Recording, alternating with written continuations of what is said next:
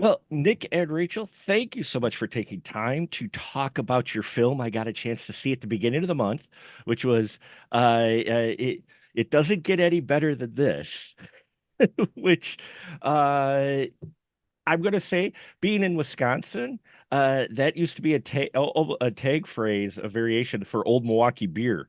So the minute I saw that, I was like, oh, but we get the title from the movie. But I want to thank you for joining us today. Yeah, You're we're welcome. happy to be here. There's actually, that's not my first Milwaukee beer connection in a movie. Well, I worked on a music video years and years ago, back when I lived in Austin, that was from a band that was called What Made Milwaukee Famous.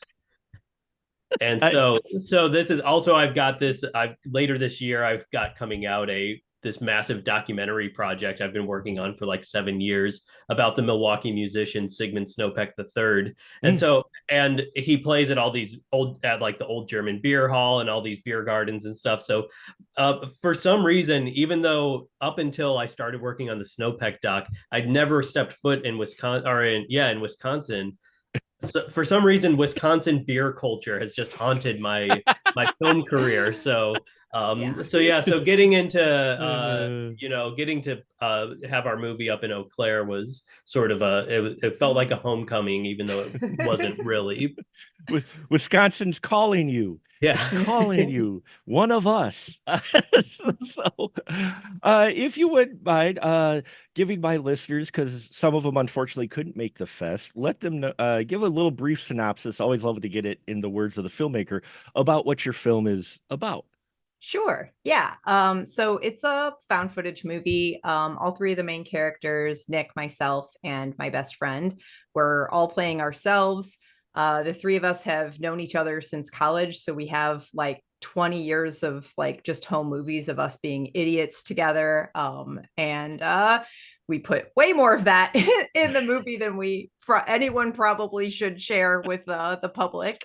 And the plot is just that Nick and I, as indie filmmakers, buy an abandoned duplex to shoot our next horror movie in. And then as soon as we buy the place, we just see like random strangers staring into the building, sometimes for hours. And then things just get like weirder and creepier from there. And like past the point where normal people would start to like get scared and like call the cops or like be like, I'm gonna sell this place, I'm done.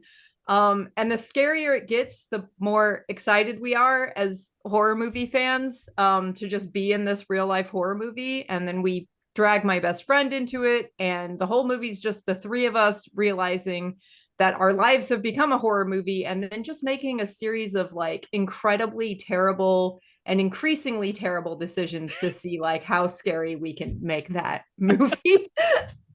Terrible decisions is right. I will say, yeah, I'm like, I've watched a lot of horror films, so I'm just like, you're horror fans. What are you doing? Don't go into that house, that corner by yourself. What the? Fun But to be scared. it is fun to be scared though. But I'm glad you brought it up. I was impressed by the amount of personal home videos you included in the film. Was that really conscious, or were you putting it together, then you just realized after you put it together, oh, we've got a lot of personal, because you're opening yourself up kind of to your audience quite a bit. Yeah. Well, I think we knew from the beginning when we were like, well, we're gonna make a found footage movie that we Mhm. thought it would be cool to bring in some of the like old footage Sure. of ourselves just because we've known each other for so long. The more that I was editing while we were filming the movie, and the more I was editing, the more I felt compelled to like bring more and more and more of the footage Sure. in.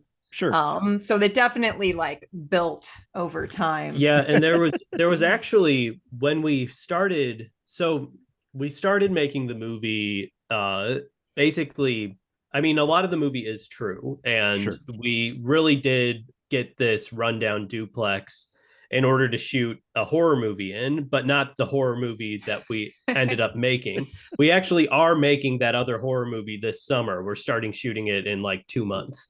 And so the movie made first was doesn't get any better than this, and that was basically just because we thought the set looked so interesting, that because it was just all the graffiti on the walls and all this garbage in there and stuff, and we just thought it was such a spooky, weird, interesting set that we just decided, let's come up with a found footage movie that we sort of make up as we go along. Mhm. And we had a rough idea of what it was going to be, and it ended up changing a lot. And as it changed, and kind of the reason why it changed was because we started incorporating a lot more of our shared history of the three of us, because the original plan was actually to do, we always wanted to blend documentary and fiction, but we originally thought we were going to do more stuff with local history, because the city of Kirksville, where we live, has a lot of just like really weird random stuff going on. And we thought, well, we can draw from all of this stuff, and some of it has like actually significant lasting historic impact, like the guy who basically ran the American eugenics program. He's from Kirksville, and his work inspired Adolf Hitler, and he was like, this guy really knows what's going on. So like, there's this Kirksville connection to the Third Reich that is like really, and so all this, there's stuff like that just seems like under every rock you turn and over here. It's a place that just, it feels like it's a city, like a town that would appear in a Stephen King movie. Like just random stuff happens all the time. I recently went to the film, there's a university here, and the film department had a little student film festival, and I got invited to it, and I went, and I was chatting with the students afterwards, and they all agree that Kirksville, they use the phrase liminal space. They were like, Kirksville's a liminal space, because I noticed all their movies, it wasn't a horror festival, but all their movies were about death in some way. And I asked them, why are people in Kirksville death obsessed? And they were like, Kirksville's a liminal space, and which is kind of like a buzzy word right now in horror circles with movies like Skinamarink or whatever. Sure. And so like it's interesting seeing these young people just immediately connecting it to Kirksville, because that's the same level that we're sort of thinking of it as. So yeah, there's something permeating. But anyway, so we started off thinking we were going to do this thing that was about local history and drawing from all this stuff, and not and sort of putting our own lore mixed in within that. Then as Rachel started editing and started pulling in more stuff from our personal home video collection, I watched some of her rough cuts, and I was like, oh, this is actually way more interesting. So we kind of reshuffled the whole thing, and we directed more of the focus into the interpersonal relationships, and the stuff about Kirksville history got almost completely written out of it. But it's your history. It's kind of documentary. Your history a little bit. I liked how you opened it. You're right. That hybrid documentary or mockumentary, or what do you want to say, along with found footage, because you open with a lot of the footage from your personal history, and mad props for the bravery of putting yourselves out there like that in a narrative like this. But I think that gave us a audience a personal connection, because it wasn't just, we start with you found footage shooting in a home. You're introducing us to that, and I think that was really effective. Now, this house, people, you can see it in the trailer, folks. There's a lot of crap in this house when you bought it, and you said at the Q&A, like 90% of it really was already there.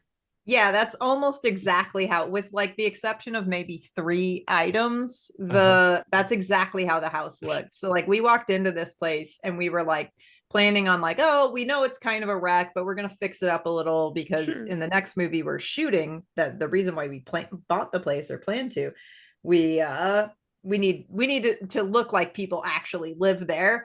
And we get in and there's just like pentacles on the wall. Like there's like satanic and Christian graffiti on the wall and just all this like random stuff everywhere that like a giant mural that seems to be dedicated to crystal meth. oh yeah, the crystal meth mural and the crystal meth mural.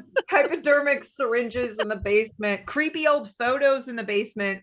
We did swap those out, but they're the ones we put in there we did put creepy photos in the basement, but only because when we went there were creepy photos in the basement that mysteriously disappeared, which even weirder. But yeah, there's maybe 3 to 5 things that were plants, and then other than that, like it was actually that nightmarish, and we were just like, we're not going to waste this production value. Like we gotta make a movie with this place as is. I'll spill the beans on one thing that was placed, which is for anyone who sees the movie, there's a part where I'm annoying Rachel with something I found on the floor, which is this little, it's like an old timey toy of a bird that squeaks if you it's like metallic, but it has this like accordion thing that if you squeeze it, the wings go up and down and it goes chirp, chirp, chirp, chirp, chirp. And it's just this old toy called Chirping Bird that a friend gave me like 10 years ago, just as a random gift. She was like, I saw this in a thrift store and I thought of you. And I've always wanted to put it in a movie. And so when we started shooting this, I was like, wait, perfect opportunity. I've never found a movie I could work this into. So I just put it amongst the crap that we found. And then there's just a shot of me annoying Rachel with it.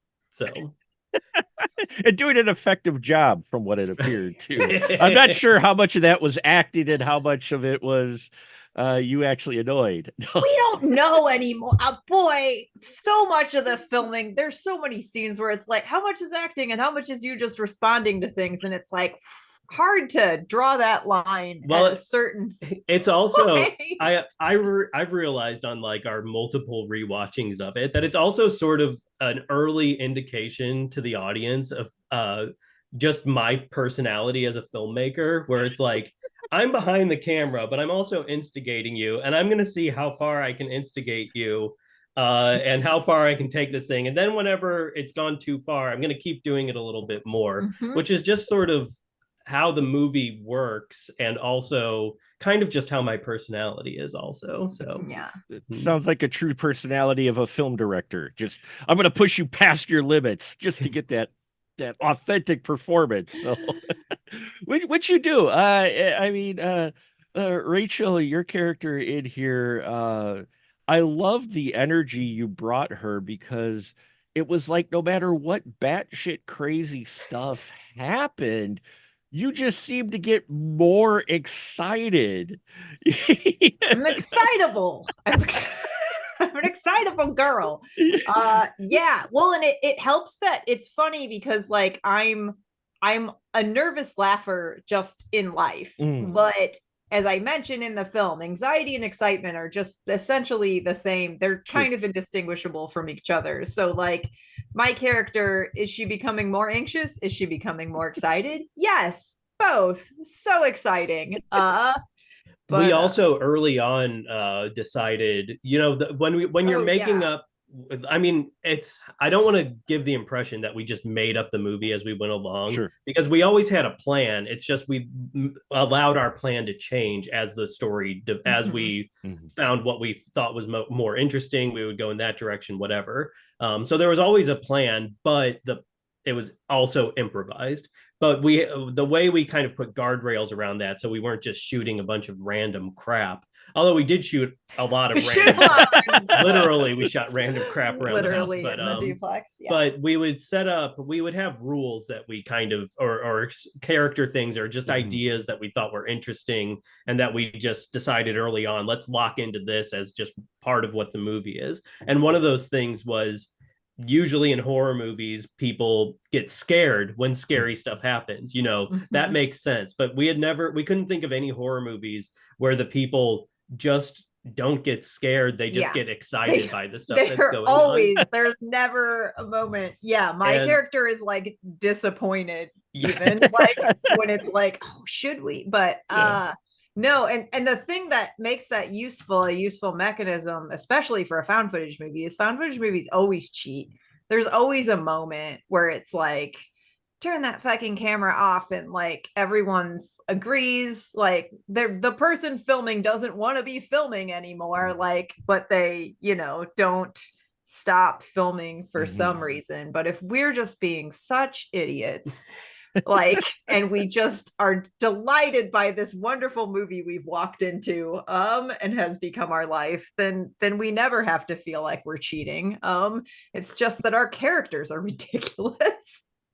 Yeah, found footage films for me have always been a hard sell. I was not the biggest fan of Blair Witch. I know, shocking for a horror fan, but I, well, because for me, I was like, when Blair Witch ended, that was one of the first found footage films. I was like, that was it.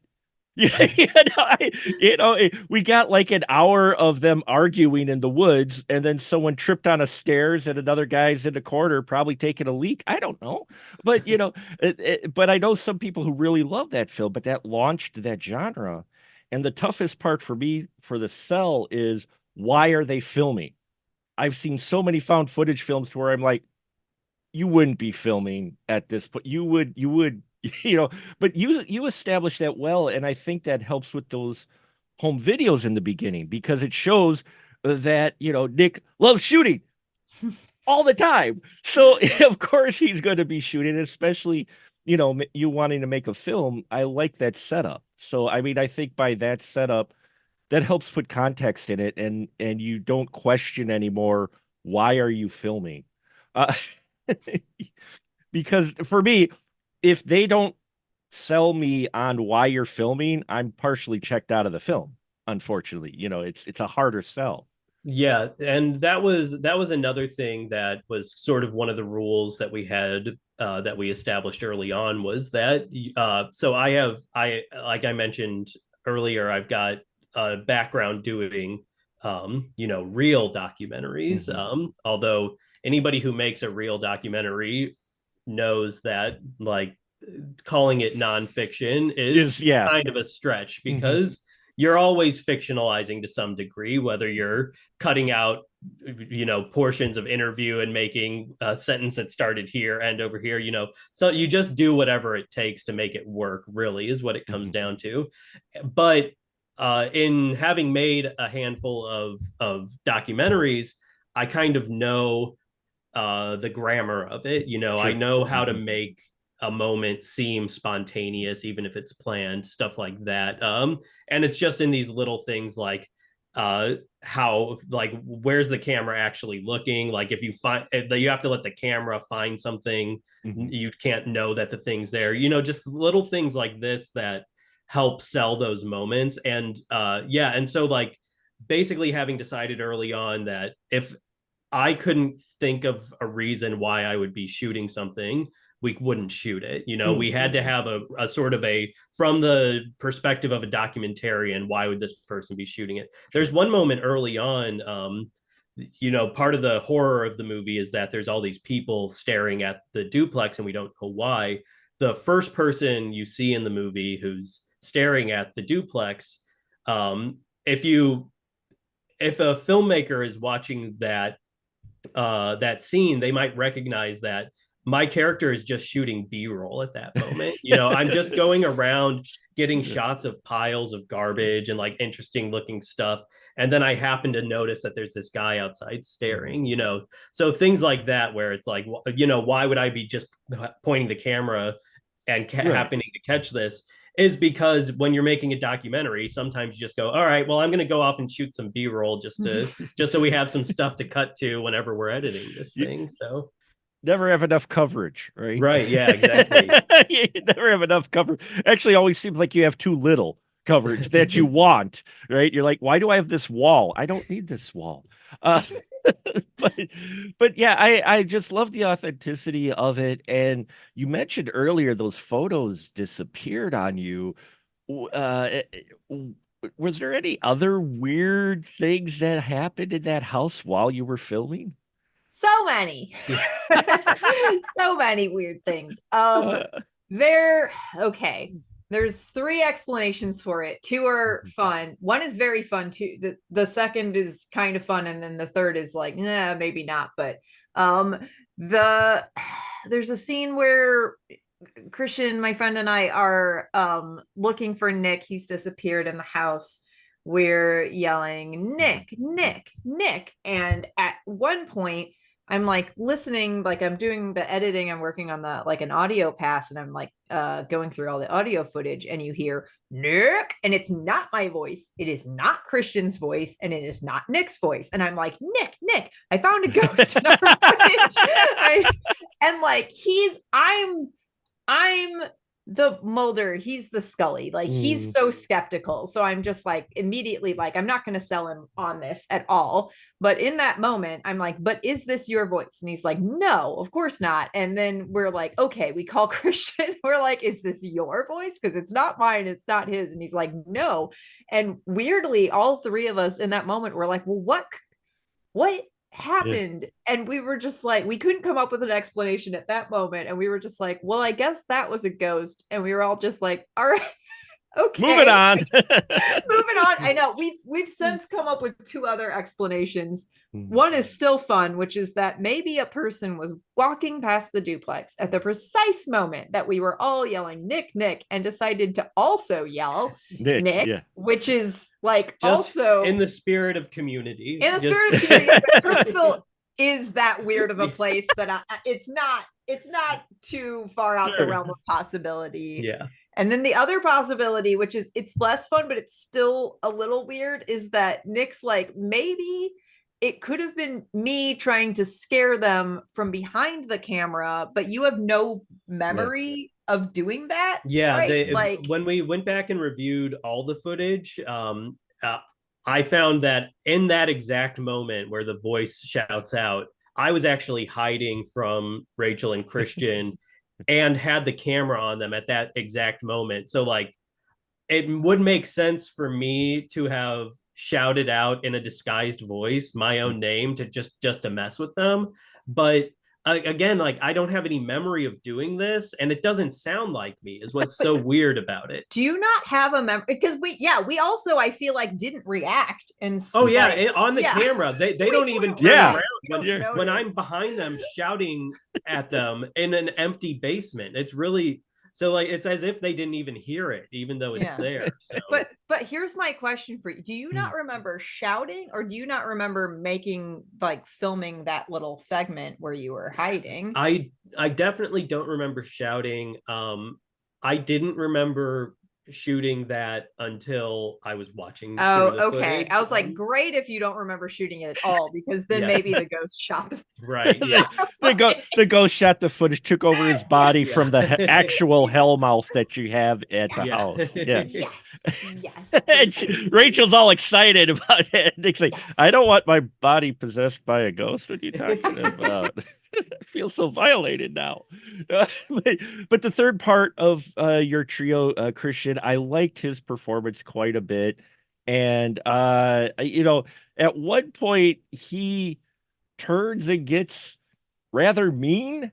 And I was wondering how much of a challenge that was, given how close knit you three are. What kind of challenge was that to try to, one, get him motivated to do that, and two, buy into it, because I imagine you all, care about each other. So Shall we discuss the airing of grievances? The airing of grievances. Okay, so we were like, we're gonna have to like write this scene out. There's no way we can possibly improvise it. I tried to write it, and I was just like, it's terrible. We were like, maybe Christian. It could be Christian calls me and we don't hear anything. Like I don't know. Like I take it off speakerphone. I don't know, but. What we decided on, because we were like, well, we want to keep it loose, because then we're shooting for magic here. So before we shot that scene, Christian and I, and we never fight over anything serious. Sure. We fight over ridiculous stuff, but nothing actually. It's like, we're good Midwesterners. If something really bothers us about each other, we'll just crush it way down and bottle it up and never say anything. So we just made a list of every single thing we had ever been angry at each other about. Like both of us had our little lists.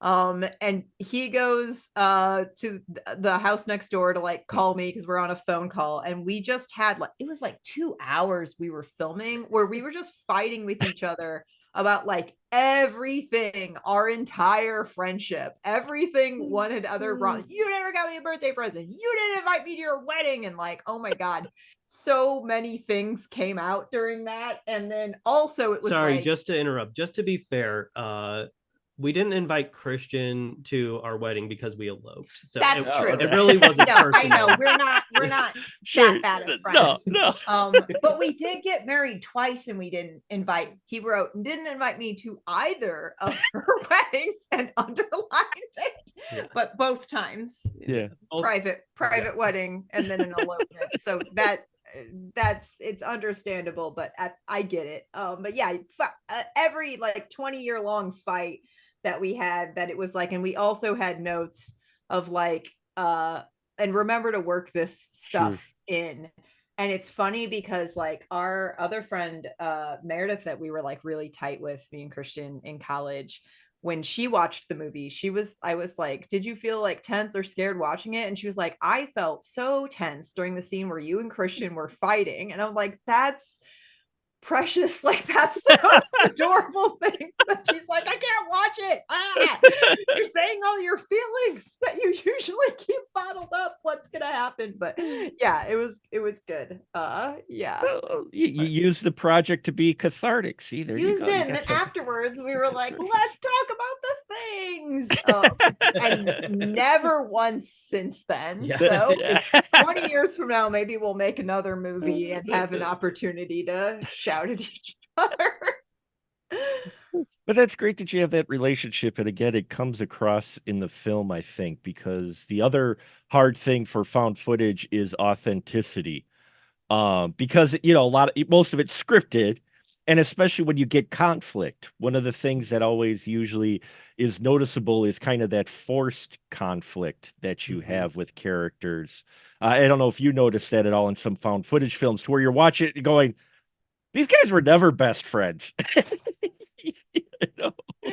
But in your case, you do feel that friendship, and so it is more tense because you two are fighting, and you're like, oh, we just saw all this wonderful footage of them all happy, and now they're fighting in text. And so I dug that. Now, one of the things that you have with this film that my listeners may not be known about is the fact that you're showing this in theaters exclusively for the experience. And I can understand. It took me aback when you announced it beforehand, the film, and then after watching the film, especially with the sound design, I'm like, I get it now why you want it within the theater. How much work went into that sound design for that film?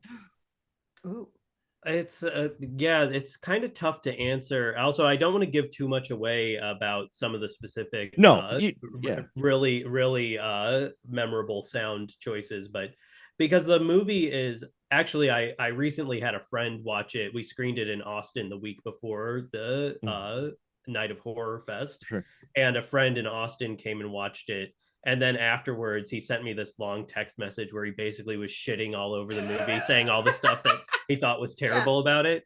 And one of the things he said was he was like, sound design is, he said like amateurish or something. Or no, he said a very unsophisticated sound design, which I was like, well, on the one hand, that's accurate because again, it's a found footage movie. Right. And so for a level of verisimilitude, you do want it to have a kind of rough sound design to it. It's supposed to feel a raw, so I mean, guilty as charged, but that's also by design. Sure.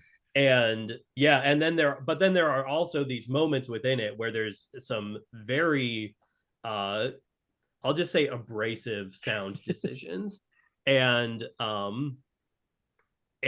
those are pretty carefully designed. And so I'm open to people having their thoughts and feelings about it. But yeah, I mean, yeah, mixing sound and stuff is always hard, and yeah, we did our best. So well, it seemed like you built it up like there was not really too much sound, and then as the film goes along, there seemed to be a bit more persistent sound giving you this creepy atmosphere. Never mind the fact the amount of people that keep multiplying on your lawn just staring at the house.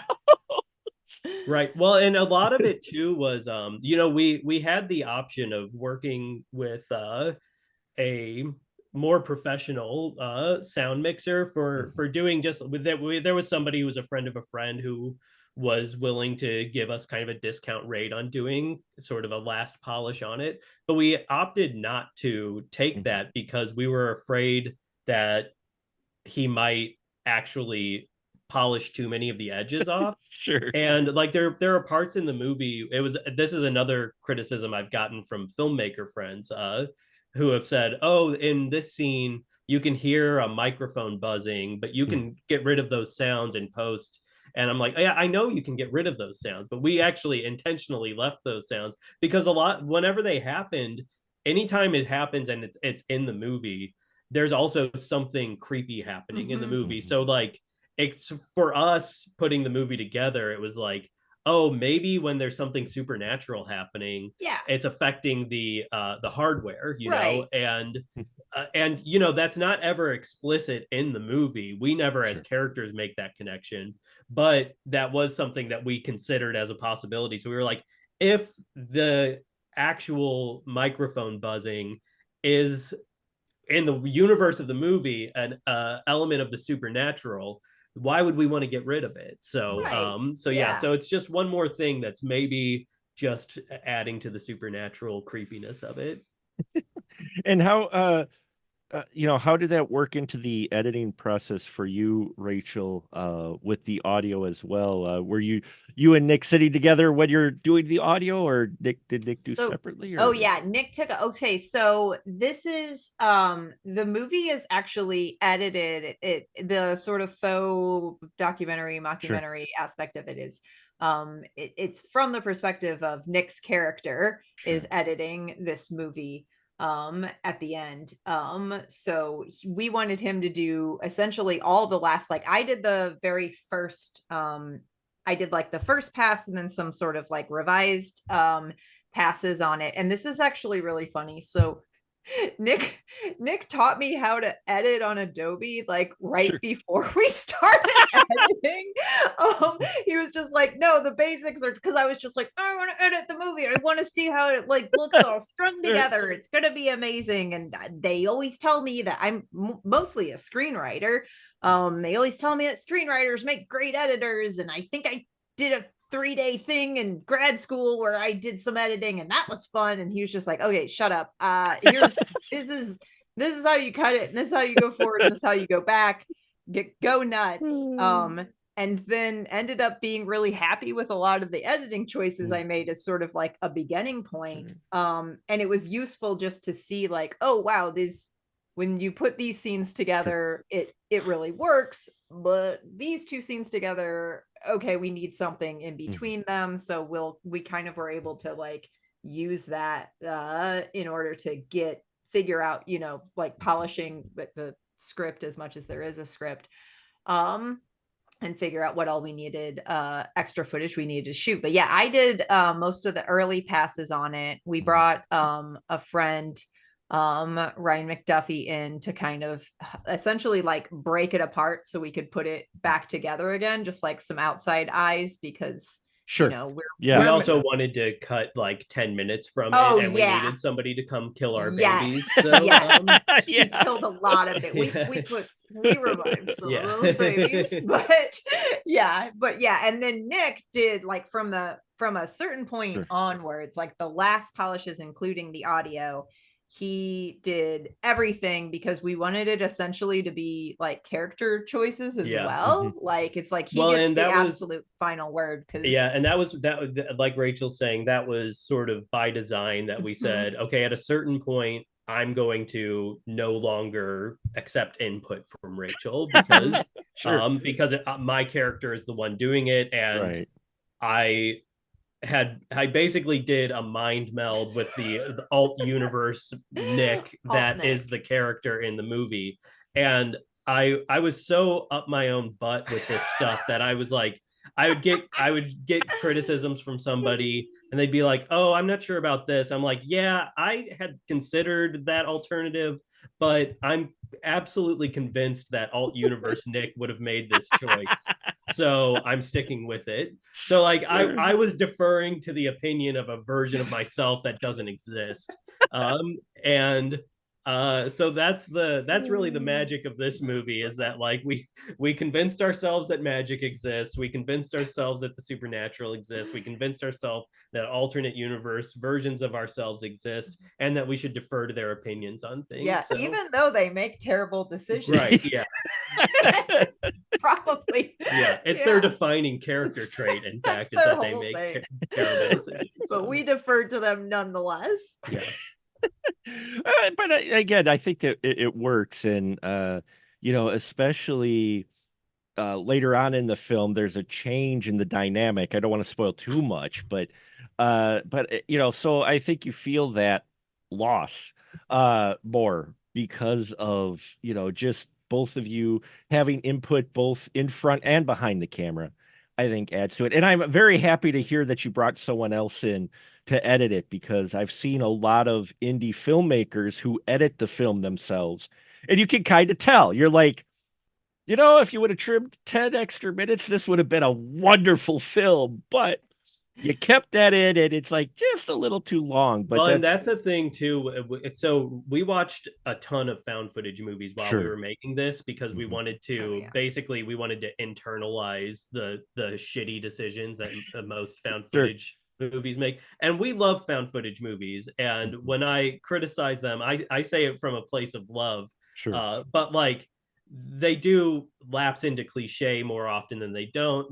There's a lot to criticize about them. And we wanted to sort of like get all the bad ideas that are expected and have them in our head, so that we could figure out ways around them, subvert them, or still engage with them, but in a different way that people aren't really expecting. And I forget what I was talking about. I think it's just that, like, cutting stuff, because so many found footage movies are way long in the tooth. Like, that was the overwhelming thing that came back. Like, even the movies we love, like, that was one of the things that we had, that this is where I was going with that, was that we knew early on that the found footage movies that we like are under 90 minutes. And we were like, we had a target of like 83 minutes for our movie, and we were like, when we had a cut that was like 92 minutes and we loved everything in it, we were like, okay, we need to bring somebody else in to help us trim this down, because we're not going to have we're having a hard time with it. So but yeah, Ryan McDuffie, if you ever need an editor, call Ryan McDuffie. So you watched a bunch of found footage. What would you say was your if you don't want to say anything, I understand a title, but what would you say was your least favorite of them, or one of your least favorite found footage films? I thought you were going to go the other way. I can tell you the best one: Be My Cat, a film for Anne. Oh my God. So good. 5 out of 5 stars, in my opinion. Boy, least favorite. Yeah, I'd need to consult the letterbox, probably. I would have to consult our letterbox. I feel like there was, I remember I really liked this series that's called Fear Footage. And they sort of had the guy, it's the same guy who made all of them, and I can't remember the details of all of them, but I really liked the first one. And the second one, I don't remember if I really liked the movie in whole, but it had just the best premise, which was basically that, like, the director, the guy who made the movie, also acts in them, as we found footage people tend to do. But he had been in the first one, and then in the second one he's in it again, but he plays a guy who finds the first movie and is like, I'm in this, but I don't know how. Like, and so he's then trying to investigate, what is this movie that I'm in, but I couldn't have been in.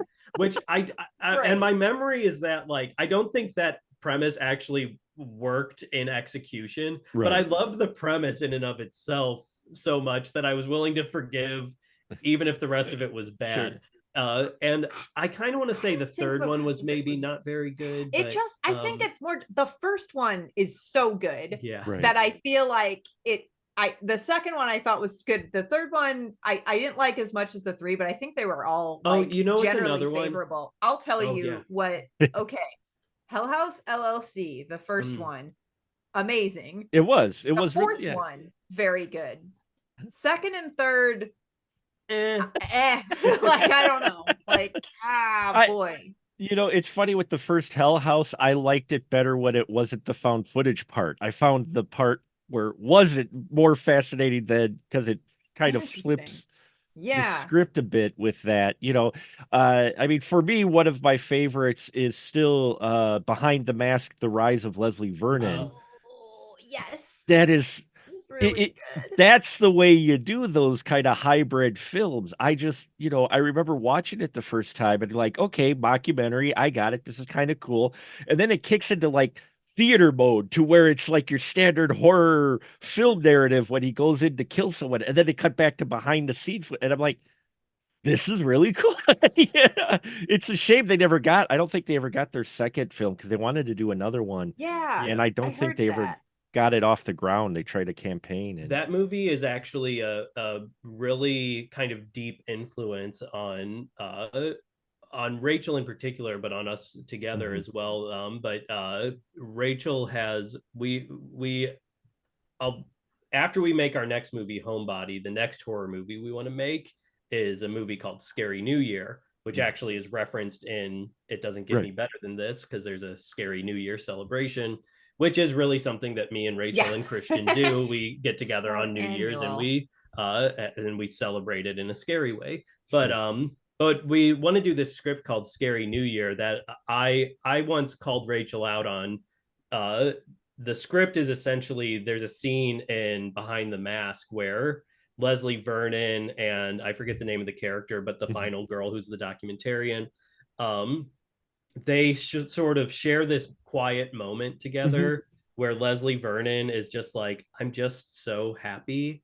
And he's like kind of crying because he's in anticipation of his slaughter that's coming that night. That he's prepared so hard for. And the documentarian is sort of like there with him and like kind of comforting him in this moment. Yeah. And it's just this really weird but tender moment.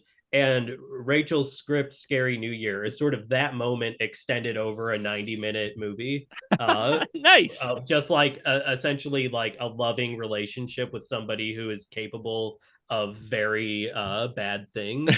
And which is also just sort of, that's just kind of Rachel's vibe. I don't know what it says about me, but that's kind of Rachel's I was vibe. gonna say the emotional apocalypse. Yeah, I've dubbed Rachel's genre of horror as being emotional apocalypse because it's always it's rooted very deeply, and like her background is in playwriting and stuff, so like she comes from these sort of very character driven approaches, but it's like very complicated and dark human emotions that are then pushed to the absolute limit. So emotional apocalypse is what Rachel brings to the party. Emotional apocalypse. I like that. That's got a good ring to it too. So I mean, you can put that on a t-shirt even. Yeah, start spreading it around, people. Yeah. That's your hashtag for this one. Hashtag emotional apocalypse. There you go. So, you know, you've got one feature visual item in this film. It's a painting. It's a full wall painting. I don't want to say what it is. Was that there or did you make that? I made it. You did? Okay. Yeah. It looked really cool. I was just wondering. I was like, with everything else that was weird in that house, it wouldn't have surprised me that. That's great. You're not the first person to be like, wait, was that there? What? Like, but no, it was me. I was 2 weeks of painting, the largest thing I've ever painted. So yeah. But unfortunately you're using that location for another film, so you're gonna have to paint over it. We're using the other side of the Good. So Good. the side with the painting will just be the green room. Ah, Um, it'll be there for us to stash props and set stuff and for resale value when sure. Oh yeah. when Well, we yeah. eventually I know people who would buy the house because of that yes, painting. Yeah. Well, and on the fingers other side, we crossed. have the crystal meth mural. So, it's, You've got those on both, and we won't have to There you paint over go. that one yeah, There you either because go. it's just a closet yeah, in it's the Yeah. basic. next Yeah. one. So it's basically an art museum at Yeah. Yes, this point. precisely. It is becoming an urban art museum. There you go. See, could always trigger it like that. What was also art that attic was creepy. Oh my, you guys go up into that attic. Oh, the attic. Oh my God. Okay. So Nick gets up there like, and is just, he's like looking around up there when we first got the place. And we knew we wanted to do a seance up there. And we knew it was going to be one of the big set pieces of the movie. Like that was maybe Yeah. one of the first things because me and Christian really have been doing seances together and Nick's been filming them for like years. It's Sure. just our thing. We get together, we do a seance, Nick films it. I don't know. We're like, we got to do one up here. We've got to do it on Scary New Year.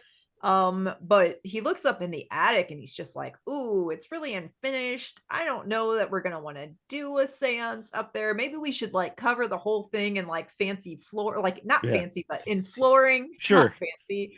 We don't have the money for that, nor are we gonna Plywood, just plywood. Yeah. yeah, and we were just like, there's a little prop in there that we've got that we were initially just gonna like buy something on Amazon, and yeah, we ended up just being like, no, we're going as much as possible with like exactly how it looks, and we're gonna just try to go as hard in on authenticity as we can. And it ended up, the lighting, just the natural lighting in there ended up looking really cool too when we got up there and started filming. It was probably more dangerous than we should. It's for how I, unfinished it is having a candle up there and then just walking around was maybe not an ideal idea, but fortunately we're not a big crew, so Yeah. And also, if it was that dangerous, we probably wouldn't have like reshot those things like 4 times. So we did. We kept reshooting. We kept reshooting them, and then the first take ended up being the best one, I think. Yeah. well, there you go. At least you got one, right? You Yeah. never know when you do more shoots than that. No, Yeah. I've been up in attics like that, so I was looking at that going, wow, that had to be a challenge to film in there because I'm like, you're got to stand on struts and, Yeah. the ladder and everything. But yeah, I think this film is definitely a unique found footage entry. I appreciated it quite a bit for what went into it, for what you shot it on, and for budget wise, and just in general. I love the idea that you got into this house and it sparked a film. That's so true indie spirit. I'm nowhere near that, but for my final project in college when I went into marine biologist and I came out a video production major. That's how that Sweet. went. Yeah. It's just how it goes. But for my final project, I had to shoot a film, and we're shooting in a cemetery, and I had it laid out exactly with shots. And then we drove by this just wonderfully huge, like statue, monument type thing. And I did have planned on it. I'm like, I got to get that in the shot somewhere. I got to shoot that Yeah. somehow. And so I worked it out so the guy kind of appears in front of it. But, so when you guys are talking about that, that just sparked that memory. Like, sometimes even as much as you plan things out, once you get going, things change. And I think, how do you feel? Do you feel you have to hold the script, or should you be malleable enough to where if it doesn't sacrifice the narrative, maybe you work or change things to what you're getting versus what you planned?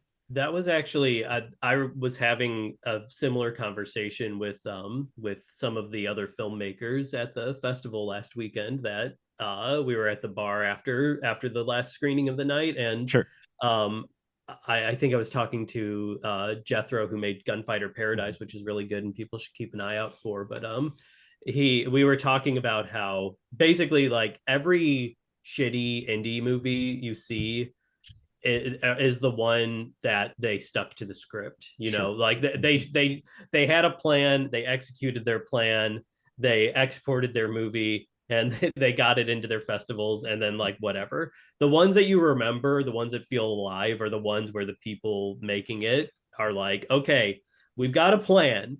We're gonna do everything we can to follow this plan, but also like everything's going to go wrong, but but what matters is that we have the will to continue seeing it through. And those end up being the ones where it's like it may have been a nightmare making it, but like somehow you keep that magic and it stays alive and it comes together, you know. And Yeah. I'm all for, I mean, we're planning for our new movie Homebody. We're every day we're working on pre-production because it's basically again just us doing it for the most Sure. part. Oh yeah. And so, and this is actually does have a script, and we need to follow the script pretty closely. But we are just doing everything we can, knowing that it's just going to all go haywire. Yeah. And so it's like we're preparing as much as possible, and Sure. we even revised the Oh script yeah. to account for like the fact that we need to be that mistakes are going to happen and things are not going to go as planned. Sure. And we just found out that like every cicada that's ever existed is going to be here and above ground is going to be happening as we're shooting the exact period of time that we're shooting the Sure. movie. So we're just like, okay, all bets are off. Yeah. Like what you all you can do is plan. But if you're working at this level, you know, where you don't have the money to make nature behave the way that you want it to, your choices are to either give up or to just like say, okay, we go in and we adapt as needed. Well, and we've got a doctrine when we're filming, and we did this with the last movie, and hopefully we can keep it going for this one, which is like if you have to change something, make it better. Like we Sure. just find a way, like, okay, you can't get the thing you wanted. The thing you wanted is dead. Now we have to just keep brainstorming until we can come up with a better thing. And like, I mean, the same thing with the like when we were watching all the found footage movies, and you'll see kind of some cliches coming up again. The thing at the top of your head that you landed on that you liked is maybe not like often not the best thing because it's Sure. probably something you've seen before, and sometimes it's something you've seen many times before. If you're like, well, that thing's gone and maybe another thing, maybe your B plan is gone too, you've got to get really creative, and I think often it does lead to some pretty good stuff. So yeah, Well, that's we'll find a way. you'll find a way. Just get a lot of room tone with the cicadas. So there you go, right? Yeah. So you can filter that out later. Well, thank you. This has been a pleasure talking to both of you. What's next for It Doesn't Get Any Better Than This? Where is it going next so people can watch it, since it is going to be exclusively in theaters? Our next screening is at the end of this month. We're screening in San Francisco at the Unnamed Footage Festival, which we're really excited about because it's explicitly a found footage and found footage type movies festival. I actually can't say, they still haven't announced the next festival we're in, but we'll be in the Northeast in end of April. And if anybody's in Kirksville, Missouri, where we live, we're actually screening, I think it's April 11th, I want to say, at Truman State University. And so come on out. And represent Kirksville. The idea with the in theater screening, it's very much, and we've been doing this for a while. We're probably going to have to settle down for a few months here since we're heavy into pre-production and we'll be filming for a while. But what we've kind of been doing in addition to festivals is just kind of like the old road show. We're like we've taken it and screened it in like a guy's driveway once. We've done it at like micro cinemas. We've done it at an improv theater. We'll just kind of, if somebody asks, or if there's a need, or if we're traveling to a place for some reason, we'll try to set a screening up. And we've told people, you know, oh yeah, I want to see the movie. Like, when will I be able to see the movie? Can I see it online? No, but like email us at contact@die-die-books and try to help us set up a screening. We may only be able to be there virtually at this point, but generally speaking, we make efforts to try to come in and and you get the old dog and pony show. You also get we hawk our wares like an indie band.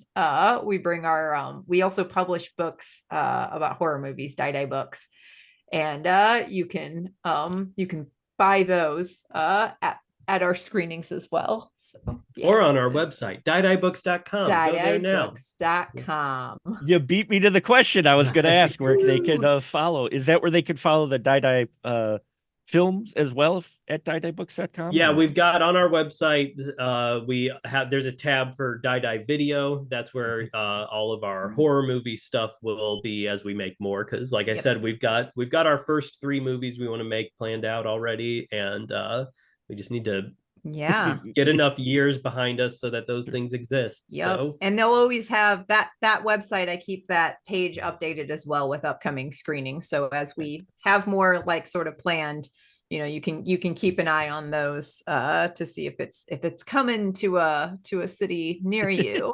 Well, I'll put a link for that in the body description of this podcast. Thank you both for this wonderful conversation, folks. If you keep an eye out for It Doesn't Get Any Better Than This, I say it is an experience, especially if you're a found footage fan.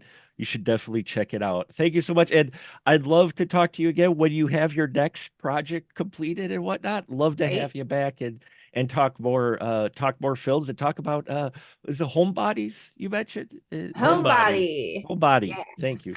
So there you have it, folks. Check it out at diediebooks.com, video, all kinds of die going on. So, thank you very much. right. Thank you.